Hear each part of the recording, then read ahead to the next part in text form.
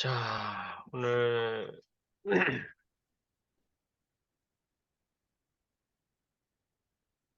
79페이지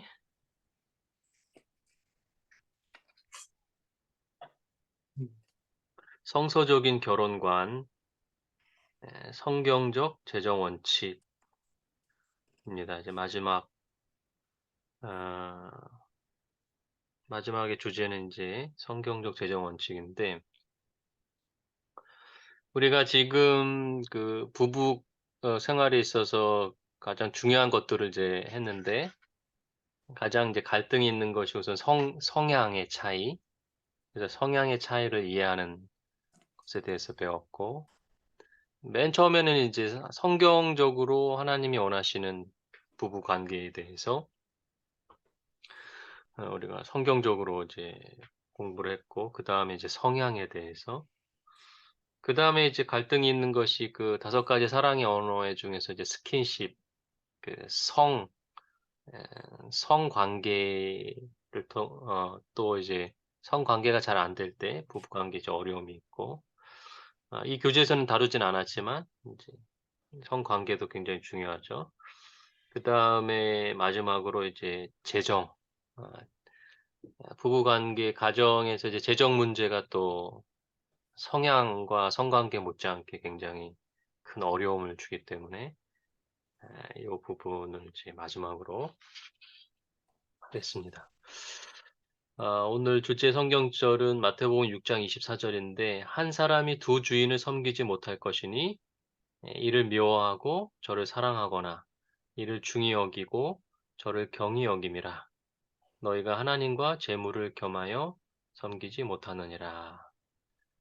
성경은 재정 원칙에 대해서 아 "재물을 섬기지 마라. 하나님을 섬겨라." 이렇게 아주 단호하게 이야기하고 있습니다. 그러니까 재물이 신이 될 수 있기 때문에 성경은 재물을 결코 섬기지 말라. 신격화하지 말고 재물에 너무 영향을 받지 말고 하나님께 영향을 받고 하나님을 주인으로 섬겨라.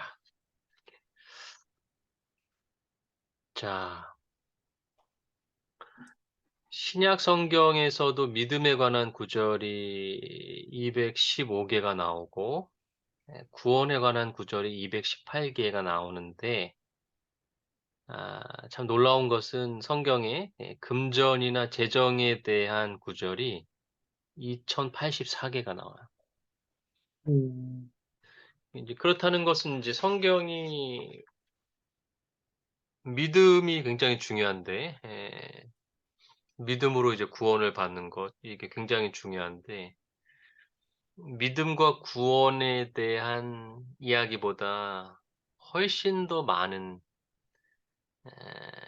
이야기가 바로 돈에 관한 이야기가 성경에 훨씬 더 많이 나옵니다.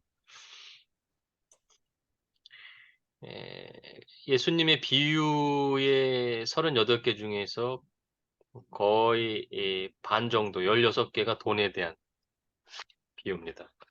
그러니까 예수님도 돈에 대해서 굉장히 중요하게 언급을 하셨고, 이렇게 성경이 돈에 대한 이야기를 많이 하는 이유는 에 사람들이 인제 돈을 세상에서 가장 중요하게 생각하고 살기 때문에 하나님이 그것을 이제 그것이 아니라고 하는 것을 알려주기 위해서 굉장히 많이 성경에 이제 돈에 대한 이야기가 나옵니다. 부부 갈등의 주된 원인 중에 하나는 돈에 대한 태도와 관리 방법의 차이다. 예. 그러니까 아내는 굉장히 돈을 아끼는 사람인데 남편은 "돈을 쉽게 쓴다."라고 하면 굉장히 큰 갈등이 생기죠. 반대일 경우도 마찬가지고. 음 그렇다고 해서 또 둘 다 똑같이 막 쓴다라고 해서도 또 좋은 건 아니에요. 막 쓰다 맞아요. 보면은 결국은 두 사람의 성향은 인제 똑같긴 한데 결국은 재정적으로 어려워지면 또 갈등이 생기죠. 그렇다고 해서 둘 다 너무 아낀다 이것도 또 좋은 것도 음. 예. 너무 아낌으로 인해서 또 서로 갈등이 생길 수 있어요. 그래서 어떻게 재정에 대하여 부부가 이제 대화를 나누면서 할 것인가에 대해서 굉장히 중요한 주제죠. 자 1 번입니다. 재산과 소유물에 대한 성경적 관점인데요. 성경은 모든 것의 주인이 누구라고 이야기하고 있습니까? 하나님? 그쵸. 여기 시편에 보면은 예 "다 여호와의 것이다." 이렇게. 그래서 인제 시작은 주인이 누구냐, 돈의 주인이 누구냐, 물질의 주인이 누구냐, 모든 것의 주인이 누구냐 거기서부터 시작이 되죠. 결국 모든 것은 다 하나님의 것입니다. 하나님이 주인이요. 그런데 이제 문제가 그것이 내 거라고 생각할 때 문제가 발생합니다. 음. 모든 것이 다 내 것이다. 내 집이고 에 내 뭐 사람도 마찬가지예요. '내 아내고 내 자녀다.'라고 생각하면 하나님이 주신 아내고 하나님이 주신 자녀인데 하나님 것인데 내 거라고 생각하면 함부로 하게 되고 아. 아내나 자녀도 마찬가지. 근데 가장 큰 건 이제 돈. 돈을 자꾸 내 거라고 생각했을 때 문제가 발생하죠. 괄호 2번 성경은 하나님만이 절대적인 재산권을 갖고 있다고 주장합니다. 그렇다면 성경에서는 개인의 재산을 인정하지 않는다는 것일까요? 자, 어떻게 생각하십니까? 음. 재산을 인정을 해 주지 않나요? 음. 자, 여기 보면은 그 밑에 이제 성경절이 답이죠. 네. 출애굽기 20장 17절에 십계명에 보면은 "내 이웃의 집을 탐내지 말아라. 내 이웃의 아내나 그의 남종이나 그의 여종이나 그의 소나 그의 낙이나 무릇 내 이웃의 소유를 탐내지 말라." 이 성경절을 십계명의 명령을 봤을 때에는 인정을 하고 있죠. 하나님께서도 어 이웃의 집이라고 하는 것은 이웃이 가지고 있는 소유고 이웃의 아내라는 것은 이웃이 이 아내를 소유하고 있고 종도 마찬가지고 소도 마찬가지고 그 다 이웃의 거라는 거예요. 그 사람에게 하나님은 재산을 아 그 소유하도록 하셨죠. 그래서 그 소유를 탐내지 말라고 하셨죠. 하나님도 그 우리들에게 주신 거예요. 그 소유를 우리들에게 맡기신 거죠. 음. 음. 자 80 페이지 괄호 3번 한번 읽어 주세요. 성경에는 성경에는 사유재산권을 인정하고 있습니다. 그러나 세상 사람들이 생각하는 것처럼 성경상의 사유재산권은 절대적인 것이 아닙니다. 재산권은 원칙적으로 사회적 약자들을 돌보는 의무보다 하위에 놓여 있습니다. 그리고 토지의 소유자는 밭에 있는 모든 것을 추수할 권리가 없었습니다. 가난한 자들을 위해 얼마를 남겨두어야 했습니다. 너희가 너희의 땅에서 곡식을 거둘 때에 너는 밭 모퉁이까지 다 거두지 말고 내 떨어진 이색도 줍지 말며 내 포도원의 열매를 다 따지 말며 내 포도원에 떨어진 열매도 줍지 말고 가난한 사람과 거류민을 위하여 버려두라. 나는 너희의 하나님 여호와이니라. 또한 토지를 구입했을 때도 사실상 희년까지 그 토지의 사용권만을 사는 것이었습니다. 하나님께서 이렇게까지 하시는 이유는 무엇 때문이라고 생각하십니까? 뭐 때문이라고 음. 생각하십니까? 음. 이게 완전하게 아까 얘기했던 내 안에 내 자녀라고 하면은 뭔가 마음대로 내가 내 소유권을 가지고 완전 마음대로 할 수 있다고 생각을 하는데 하나님이 주신 거라고 생각을 하면은 좀 더 귀하게 음. 다루게 될 것 같다는 것 같습니다. 예. 맞습니다. 여기 밑에 성경절에도 보면은 하나님을 사랑하고 하나님을 사랑하는 것으로만 끝나지 않고 이웃을 사랑해라. 결국은 하나님이 우리들에게 재물을 주신 목적은 그 재물을 가지고 이웃 사랑을 음, 실천하라라고 하는 이제 목적이 있는 거죠. 그래서 하나님이 우리들에게 재산을 소유할 수 있도록 해 주신 이유는 음 '너만 잘 먹고 잘 살아라.' 이게 아니고 그 재산을 가지고 나보다 못한 사람들에게 나누어 줘라. 그래서 이제 아까 읽었던 레위기의 그 토지법에 보면 음 그 열매를 다 거두지 말고 가난한 사람들이 먹을 수 있도록 남겨 두고 이러한 모든 것들이 다 하나님의 이제 하나님을 사랑하는 것으로 끝나지 않고 그 돈을 통하여 이웃 사랑까지도 실현할 수 있도록 하나님께서 만드신 거죠. 근데 우리는 그것을 내 것이라고만 생각하고 나누기는 잘 하지 않고 계속 모으기만 하고 그래서 이 돈이라고 하는 건 물질이라고 하는 건 사실 하나님께 주신 이유는 흘러가게 나눌 수 있도록 하나님이 우리에게 주신 것이죠. 그래서 이 노트에 보면 율법의 정신은 자아 희생적 사랑이고 주는 사랑인데 하나님은 우리에게 허락하신 재정을 통하여 율법의 정신이 삶으로 나타나길 원하십니다. 그리고 주는 것이 받는 것보다 복이 있다는 것을 경험하길 원하십니다. 하나님께서 우리에게 주신 재산권의 범위를 알게 될 때 비로소 하나님 뜻에 맞는 재정 관리가 시작될 수 있습니다.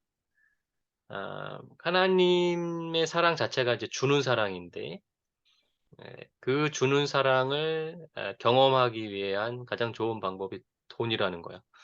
그래서 이 물질과 돈을 통해서 주는 것이 더 행복하다는 것을 경험할 수 있도록 하기 위해서 하나님이 주신 것이 바로 이제 물질에 대한 소유권이다.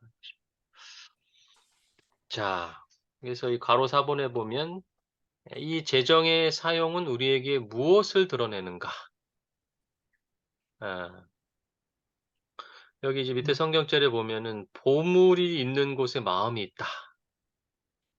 그래서 우리가 이 물질을 어떻게 사용하느냐에 따라 우리의 마음이 드러나게 되는데 여기 영감의 글에 보면은 하나님께서는 이 재물을 당신의 사업에 대한 그들의 태도와 주님에 대한 그들의 마음과 생각이 어떠함을 나타내 보이도록 그들을 시험하시고자 그들에게 위탁하신 것이다.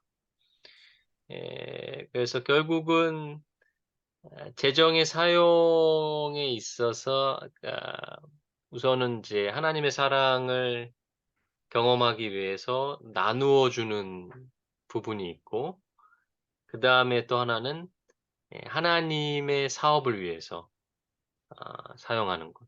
네. 그래서 하나님의 일 또 교회 하나님의 사업을 위해서 드리는 것이 결국은 에 내가 물질의 마음이 있는 것이 아니라 하나님께 마음이 있다라고 하는 것을 드러내 주는 것이죠. 그래서 이제 하나님의 사랑과 이웃 사랑인데 결국은 사랑이라고 하는 것은 하나님을 먼저 사랑하고 그 사랑을 받아서 이웃을 사랑하는 건데 그 돈도 마찬가지라는 거예요. 돈도 하나님에 대한 사랑을 하나님의 사업과 하나님의 일을 위해서 사용하는 것으로 표현하고 이웃을 사랑하는 것은 내 돈을 가난한 사람, 나보다 못한 사람들에게 나누어 주는 것으로 드러난다는 것이죠. 그 두 가지를 위해 하나님이 우리에게 주셨고 그 나머지는 우리가 이제 기본적으로 살아가야 될 먹고 입고 자고 하는 의식주에 대한 부분을 또 해결할 수 있도록 하나님이 주셨고 요렇게 이제 세 가지가 균형지게 사용돼야 된다는 것이죠. 근데 우리는 이제 대부분 나 자신과 내 가정의 의식주와 그러한 에 그 욕망의 실현이라든지 그러한 부분에만 굉장히 많은 부분이 이제 사용되고 있죠. 그래서 82 페이지에 보면 "그리스도인으로서 하나님께서 우리에게 주신 재정은 어떻게 사용하는 것이 그분의 뜻에 맞는 것일까?" 성경에서 가르치는 재정의 원칙들을 살펴봅시다. 자, 성경의 이제 재정 원칙입니다. 첫 번째 원칙은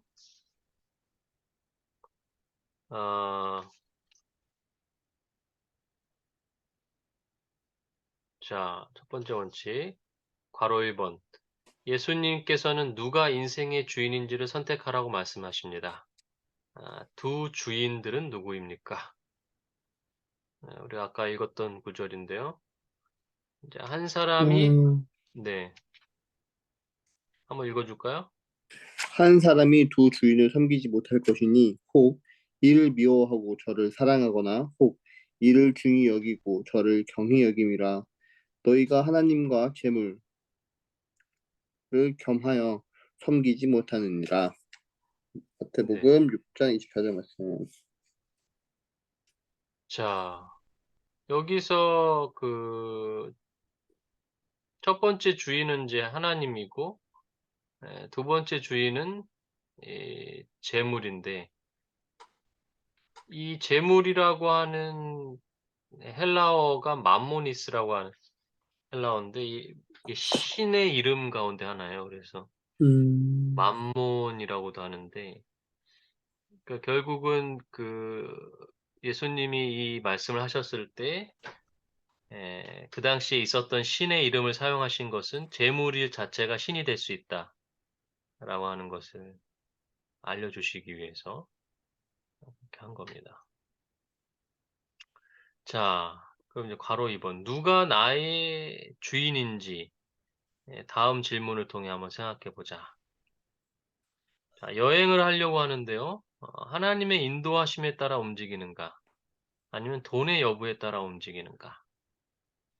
에, 대부분 이제 계획을 세울 때 돈에 따라 세우죠. 예, 네. 저도 그래요. 뭐 여행을 하는데 막 기도하면서 막 하나님의 인도하심을 따라서 하진 않죠. 그, 돈의 예산에 맞게 이제 하다 보니까 결국은 그 여행 자체가 돈 위주로 이제 돼 있다는 거죠. 여행을 하더라도 하나님께 기도하면서 하나님이 원하시는 여행을 할 때 이제 하나님이 우리의 모든 삶의 주인이 되는데 우리는 그렇게는 하지 않고 항상 이제 돈에 맞춰서 여행을 하고 그렇게 하기 때문에 삶의 잠시만요. 네네.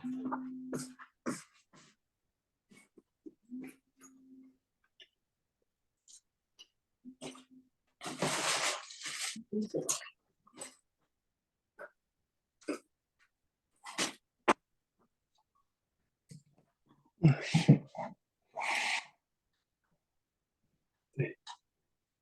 알람이 울려서 예. 자기 전 기도 알람이 22시에 맞춰져 있는데 음. 음. 어? 오케이. 누가 또 들어온 건가요? 아니요. 레코딩 잠깐 멈췄다가 시켰어요. 아, 자, 그래서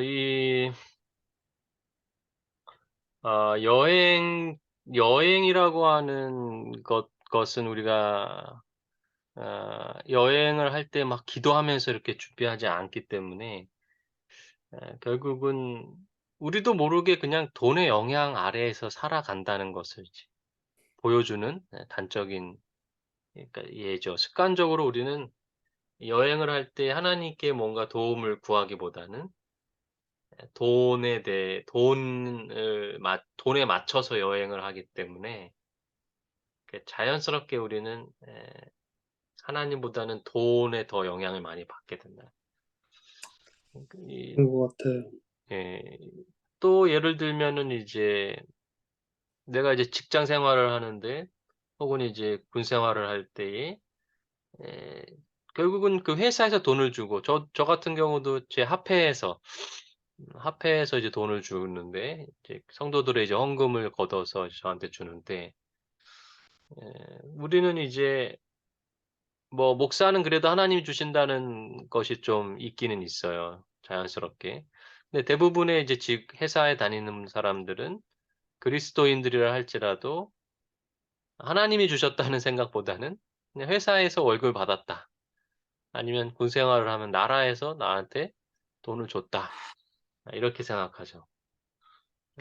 어느덧 우리는 그냥 돈의 영향력 아래에 살아간다는 거야, 자연스럽게.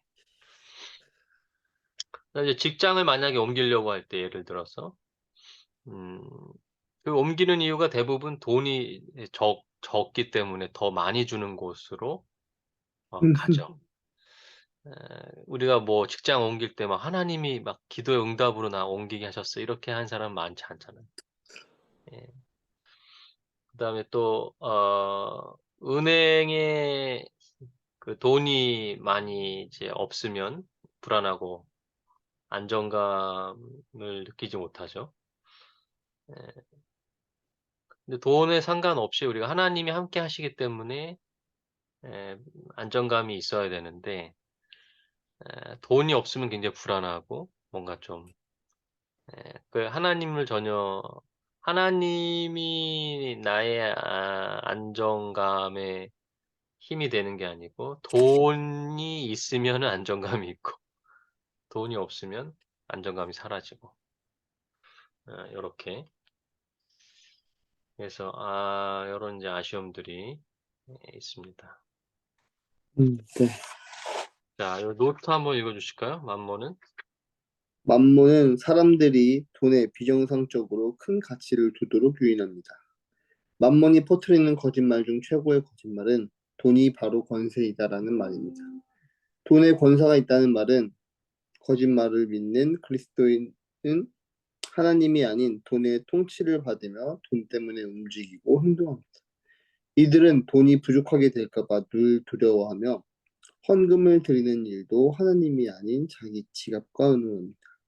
또한 돈을 벌게 해준다고 약속하는 수많은 일에 항상 바쁩니다. 사실 돈 자체에는 아무런 능력이 없습니다. 돈은 가치 중립적이며 무능한 존재에 불과합니다. 하지만 만몬의 영은 돈에 엄청난 권세를 부여함으로써 사람들을 조종하려고 합니다. 하지만 모든 능력은 돈이 아닌 하나님께 있으며 우리에게 공급하는 분은 오직 하나님이십니다. 네. 아 결국은 우리의 생활 자체가 자연스럽게 하나님보다는 돈에 의존하는 습관적으로 이렇게 살아간다는 것을 좀 다시 한번 보게 되죠. 네. 예. 그래서 요것을 우리가 내가 인식하지 못했는데 요런 과정들을 통해서 그것을 인식하는 것 자체가 이제 시작이 되는 거죠. 우리가 나도 모르게 하나님보다는 돈의 영향을 더 많이 받고 살았다라고 하는 것을 이제 인정할 수밖에 없는.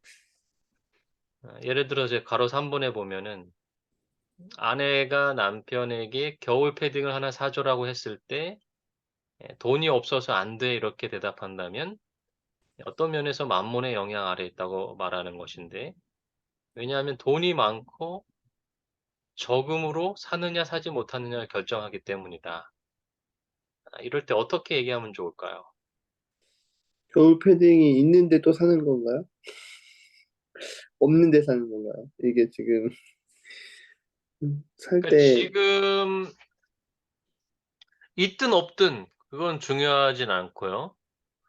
에 뭐 가정에 이제 뭐 아끼는 아내이기 때문에 음 그러니까 만약에 이제 너무 비싼 패딩을 이제 원했을 경우에 돈이 없어서 안 되라고 말할 수도 있고, 그다음에 뭐 빚이 있거나 진짜 어려운 상황인데 겨울 패딩을 사 달라고 했기 때문에 "돈이 없어서 안 된다."라고 말할 수도 있고, 뭐 병찬 씨가 얘기한 것처럼 어 패딩이 많이 있는데 또 사 달라고 해서 안 된다고 할 수도 있어요. 근데 문제는 "돈이 없어서 안 된다."라고 말하는 것이 어떻게 보면 돈 때문에 우리가 뭔가를 못하게 되거나 또 우리가 뭔가를, 그죠? '돈의 영향을 더 많이 받는다.'라고 하는 것을 이제 나타내 준다는 거죠. 예. 이럴 때 어떻게 얘기해야 하는 게 좋을까요? 어, 없으면 살아갈 것 같은데, 이게, 그러니까, 돈이 없고가 아니라, 음,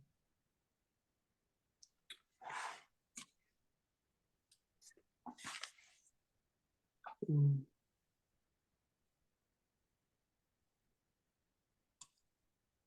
이거 대입하기가 좀 힘든데요. 그, 세부,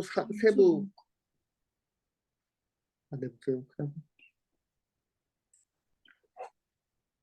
약간 더 디테일한 상황들이 좀 더 있어야 될 것 같아요. 음. 이게 만약에 없는데 사라고 한다면은, 그러니까 없으면은 사라고 할 것 같아요. 그러니까 이게 지금 우리가 이제 습관적으로 무언가를 사려고 할 때 돈이 없어서 안 된다고 생각하잖아요, 자연스럽게. 네. 그걸 얘기하는 거거든요. 그러니까 아까도 이제 여행을 하려고 하는데 자연스럽게 우리는 뭐 하나님 뭐 내가 이제 그 어떤 해외여행을 간다고 했을 때 하나님께 도와달라고 이야기하기 하지는 않고 돈에 맞춰서 여행지를 선택한다거나 돈에 맞춰서 이렇게 한다는 거죠. 그렇게 했을 때에는 돈의 영향을 더 많이 받는다는 거야. 그래서 예를 들어서 여행을 이제 했을 때 하나님께 제가 이러한 여행지를 함께 가고 싶은데 도와주십시오. 라고 시작을 하지 않고 그냥 돈에 맞춰서 여행지를 선택하고 습관적으로 그렇게 한다는 거죠. 물건을 사는 것도 마찬가지예요. 내가 물건을 뭔가를 사야 될 필요가 있을 때, 아, 난 돈이 없어서 이거 못 사. 라고 하죠. 돈이 없으면 포기하잖아요. 그죠? 근데 우리가 어떻게 생각을 이제 습관적으로라도 그게 하나님께서 주든 안 주든, 우리는 그 겨울 패딩을 이제 사려고 했을 때, 아, 내가 돈이 없지만 이 겨울 패딩을 하나님께서 어, 주실 거야. 필요하면 하나님이 원하시면 나에게 주실 거야. 라고 말하거나 생각하는 사람은 거의 없다는 거예요. 이제 그걸 이제 말하고 싶은 거죠. 그러니까 우리는 너무나도 자연스럽게 돈이 먼저라는 거예요. 무언가를 살 때도 돈이 없으면 못 해. 자연스럽게 그게 나오잖아요. 아이들이 뭔가를 사달라고 했을 때 저도 똑같아요. 뭐 목회자가 가난하니까 돈이 없어서 안 돼. 이렇게 먼저 말이 나오죠. 근데 이 저자가 원하는 것은 우리가 그렇게 하기 전에 먼저 하나님께 기도하면서 아이한테 이렇게 말할 수 있죠. "우리가 함께 기도해 보자. 우리가 지금 돈이 없지만 하나님께서 도와주셔서 네가 원하는 것을 살 수도 있지 않겠냐." 왜냐하면 모든 것이 하나님이 주인이기 때문에 하나님한테는 어려운 일이 아닌데 지금 우리가 돈이 없는 것뿐이지 하나님은 주실 수 있을 거야. 라고 말하는 사람은 거의 없다는 거예요. 왜냐하면 네. 자연스럽게 우리는 그렇게 돼 버린 거예요. 예. 그 돈의 영향을 받고 살아가는 거죠. 음, 이게 쉽지 않은 것 같아요. 저도 이렇게 해 보려고 했는데 쉽지가 않 저는 아예 상상이 안 됐어요. 이거 이렇게 되면은 예. 그러니까 아예 우리는 상상도 못 하고 살아갔던 거예요. 돈이 하나님이 주인이라고 하는 것 자체를 습관적으로 생각하지 않기 때문에 여행을 간다든지 그다음에 내가 무언가를 사려고 할 때 그냥 항상 돈에 맞춰서 집을 살 때도 돈에 맞춰서 집을 구하고 그죠? 뭐 선물할 때도 돈에 맞춰서 하고 그게 자연스럽잖아요. 근데 저자가 말하는 것은 왜 우리가 그렇게 살아야 되냐? 그건 돈이 주인이 아니냐? 돈 생각하기 이전에 하나님, 우리가 이러한 집으로 이사 가길 원합니다. 하나님, 도와주십시오. 먼저 이렇게 하고, 근데 우리가 돈이 이거밖에 없습니다. 어떻게 합니까? 근데 놀랍게도 하나님이 그러한 재정적인 부분들을 이제 도와주시는 경험을 하거든요. 근데 하나님께 기도하지 않은 사람들은 그게 우연의 일치가 되는 거고, 그냥 우연히 음, 돈을 얻어서, 우리 돈에 맞춰서 그냥 살아가는 거고, 그게 다르다는 거예요. 시작이 다르다는 거예요. 근데 하나님께 기도하고 그 집을 구한 사람들은 정말 하나님의 은혜로 하나님이 모든 것을 가지고 계신 하나님이 주신 집이 되는 거죠. 그러면 그 집이 그 사람들에게 굉장히 감사한 것이 되고 더 소중한 것이 되고 모든 물건도 마찬가지예요. 저도 잘 안 돼요. 왜냐하면 힘든 것 같아요. 우리는 다 그렇게 살았기 때문에 모든 것이 돈에 맞춰서 살아왔기 때문에 그것을 그것이 아니라고 하는 생각도 못 했고 그것을 바꿔서 하나님 중심으로 돈을 생각한다는 것 자체가 쉽지가 않은 거죠. 그래서 아까 예를 들은 것들이 다 그런 것들이죠. 내가 누구한테 돈을 받느냐 이거. 올 나라에서 준 군 생활에서 나라에서 준 돈이라고 생각하잖아. 자연스럽게 우리는 회사에서 준 것이고 화폐에서 준 것이고. 근데 결국은 그 모든 것이 하나님이 주신 거라고 사실은 월급을 받을 때 하나님이 또 우리 가정에게 이렇게 월급을 주셨구나. 감사 기도하고. 이런 게 이제 하나님이 원하시는 재정 원칙이 아닌가. 자, 오늘 지금 승혜 씨가 못 들어온 것 같아서 여기까지만 하고 다음에 또 이어서 음, 좀 하면 좋을 것 같아요. 그래서 네. 우리 집사람도 오늘 김장하느라고 아, 몸이 좀 피곤해서 못 들어왔는데 에, 다음 주는 제가 연수원에 가고 예, 아마 그 다음 주 12월 1일에 할 수 있을 것 같아요. 네, 에, 알겠습니다. 자, 오늘 일이 안 음, 느낀 점 우리 지혜 씨 늦게 들어왔고 우리 병찬 씨 한번 나눠주실까요? 저는 이제 어렸을 때 부모님이랑 부모님 따라서 일요일 교회를 다녔었는데, 네. 그때는 그냥 별 생각이 없었어요. 음, 근데 이제 지혜를 만나고서 이제 재림교회를 알게 된 거죠. 예, 그리고 재림교회 헌금 시스템 예. 너무 크게 다가왔어요. 그러니까 그래요? 보고. 네, 이 일반 교회는 그냥 그 교회에 들어온 돈 다 교회 거. 음, 일단 재림교회는 화폐로 다시 다 보내잖아요. 네. 그런 시스템들, 음, 그런 것들이 엄청 투명하게 잘 되는 것 같아서 좋게 너무 생각됐어요? 좀, 네, 좀 믿음직스럽다 뭐 이런 느낌이 어, 좀 약간 신뢰가고 진짜 이게 하나님을 위해서 한다 이런 우리가 진짜 남은 교회라는 그런 느낌이 확 뭔가 다름이 딱 느껴져서 공감 시스템으로. 되게 크게 다가왔던 것 같아요. 그랬구나. 그러고서 이제 11금을 이제 잘 뗄 때랑 잘 못 뗄 때랑 못 뗄 때는 계속 못 떼는 것 같아요. 계속 마이너스. 네. 잘 뗄 때는 이게 잘 떼게 되는데 한 번 안 되니까 음, 이게 계속 하나님한테 빚지는 기분? 맞아. 해야 되는데. 그래도 그래요. 체크는 해놓고 있는데 음, 아직 한 번에 어떻게. 아직 갚지는 못했습니다. 근데 거의 거의 연봉이 돼가. 월급.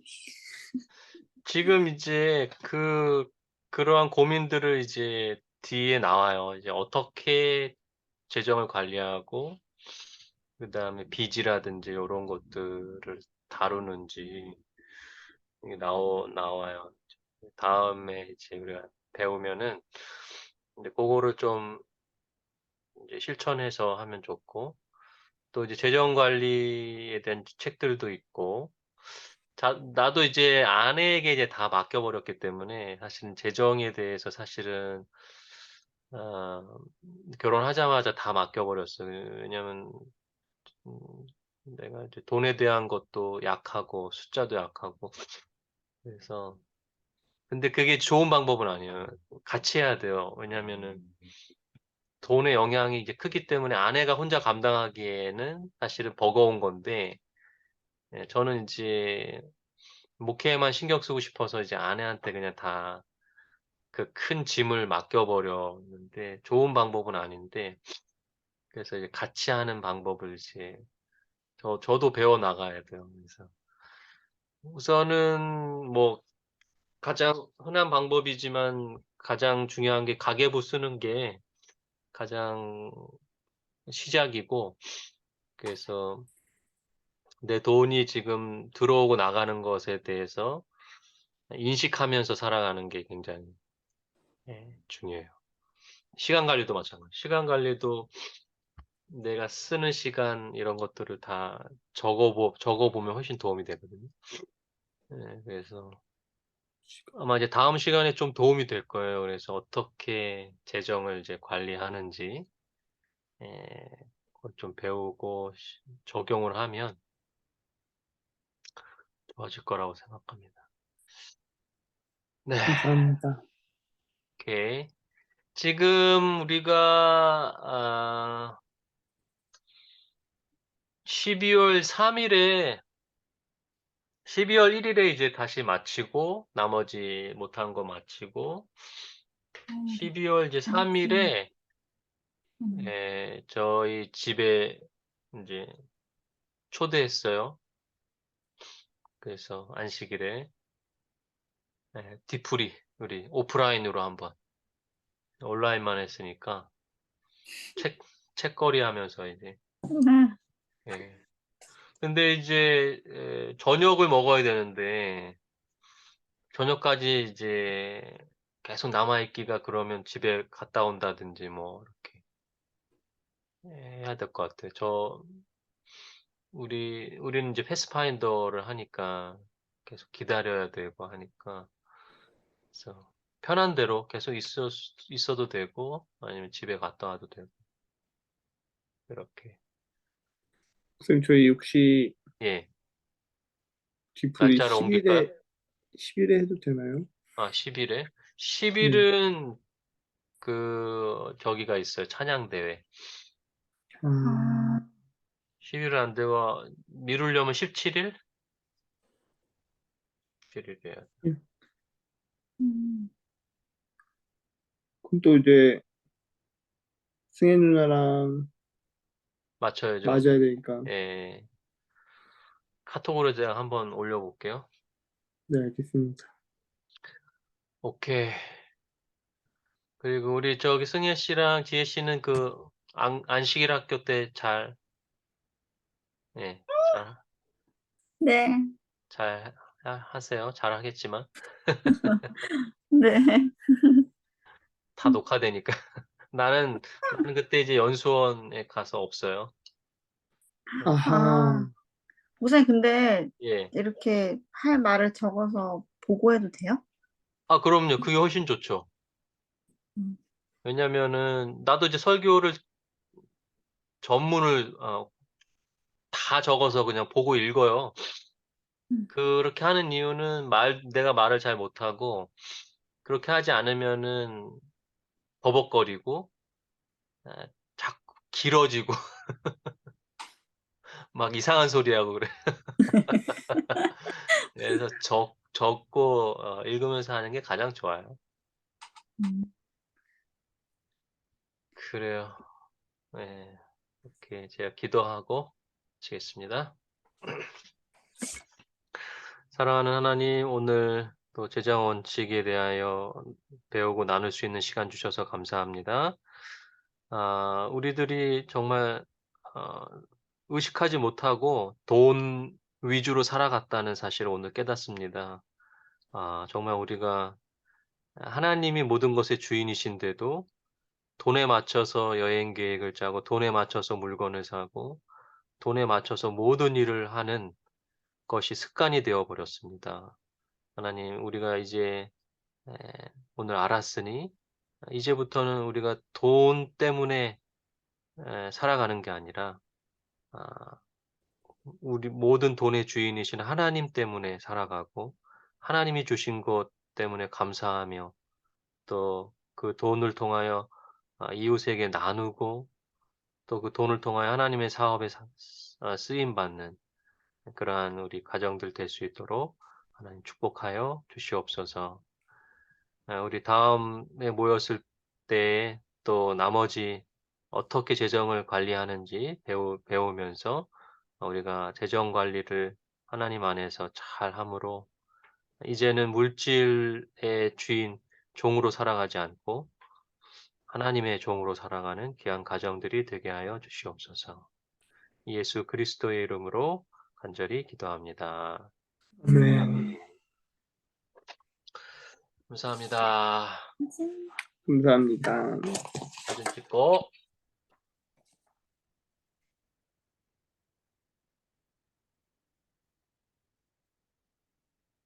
잠시만요.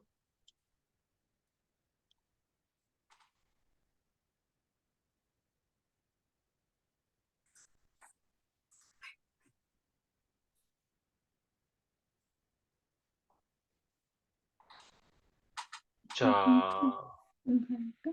5과인가요? 5과. 이거야?